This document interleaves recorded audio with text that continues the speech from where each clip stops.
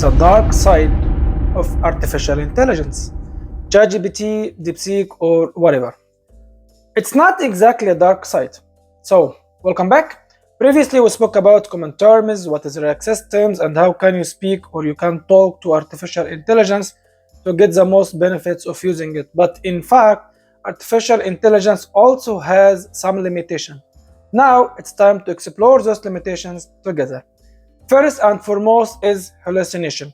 Hallucinations is when artificial intelligence provides you with a response that really it looks legit. It's valid. When you read it for first time, semantically correct, there is no issues at all, everything is wow perfectly. But within that information there is something wrong and maybe there is something not true.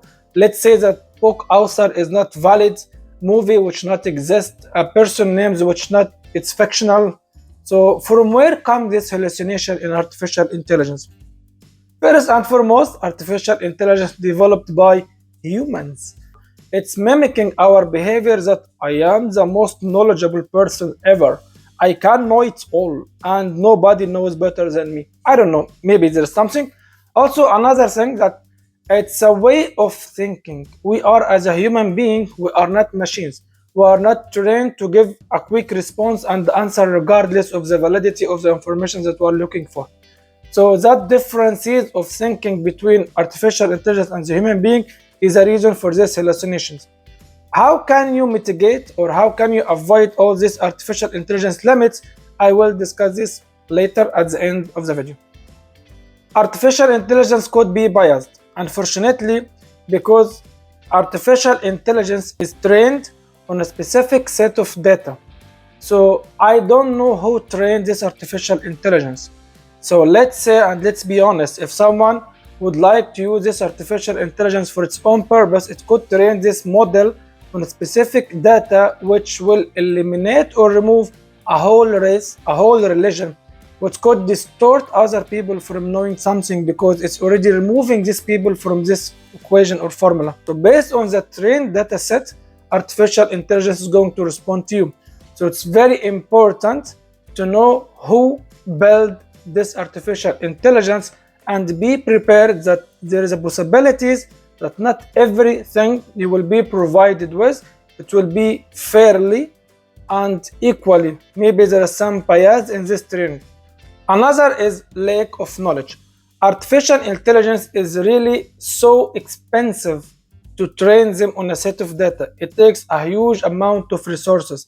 So there is something we call it cutoff date. This cutoff date means that this model could be trained, for example, till the latest update is 2024. So any event after 2024, this model doesn't know anything about it. So that's what we call it cutoff date. That's the reason of lack of knowledge. In some conditions, when you provide artificial intelligence with the same exact prompt several times in several occasions, you can get a different response. That's due to the implementation of the artificial intelligence under the hood, which will provide you not all the time with the same exact response regardless of the request. Because it's not a dominant system, it's not a system with a solid or specific. It's made to manipulate, to process this data in a certain way, then give you response based on that. So there is a lot of different factors of processing this data under the hood, then providing you the response. Some issue regarding copyright, because artificial intelligence as well sometimes is surfing the internet. So maybe within the provided response, it could be some copyrights, image copyrights, some phrases, some links, some whatever copyright. So there is one of the issues relating to artificial intelligence response. How can you avoid such issues or such limitations while you are using artificial intelligence? You know, artificial intelligence is a great tool, but there is nothing perfect in this life. So first and foremost is the prompt. Input that you are providing to the artificial intelligence, make it clear, provide examples, provide detailed instructions. If you remember, we spoke about this in the previous episode, how to talk to artificial intelligence. You can find the link in the description box below. So please review it to know exactly how can you construct the perfect prompt while you are communicating with artificial intelligence. Second, for updated systems, that's for technical people, you use something we call it RAG. RAG is Also, we have a video about RAG. You will find it in the description box below. RAG is when you plug in another module with updated information to work in cooperation with artificial intelligence to provide up-to-date information.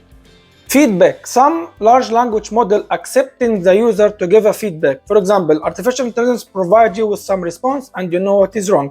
Maybe you will find down there like bad response, provide feedback, you can correct this feedback. So you, by the way, you participate on providing a better response for you in the future and for other users as well. So it's a win-win situation. You train the model on the correct information that you already know, but please don't provide feedback based on some biased information. Like, I don't know, depends on how do you think. Cross verification is highly important when you received a response from artificial intelligence. To avoid these hallucination problems, you need to verify the response that you get. How can you verify it?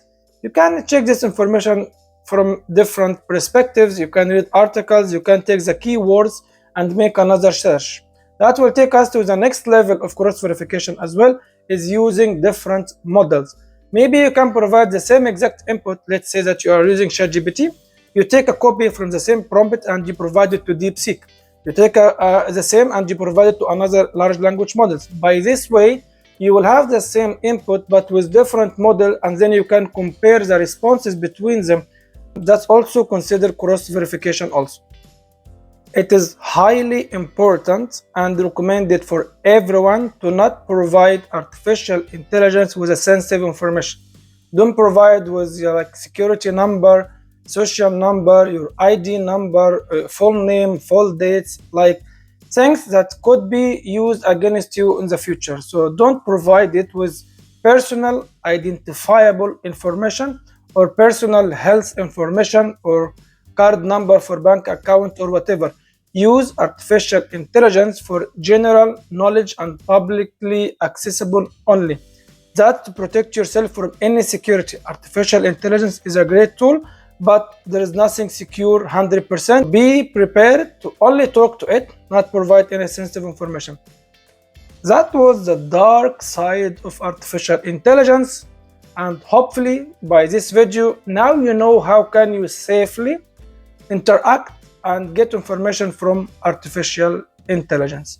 Thank you so much for your time. If you have any questions, please leave it in the comment section below. I will be more than happy to respond to you, and see you next time with another artificial intelligence story.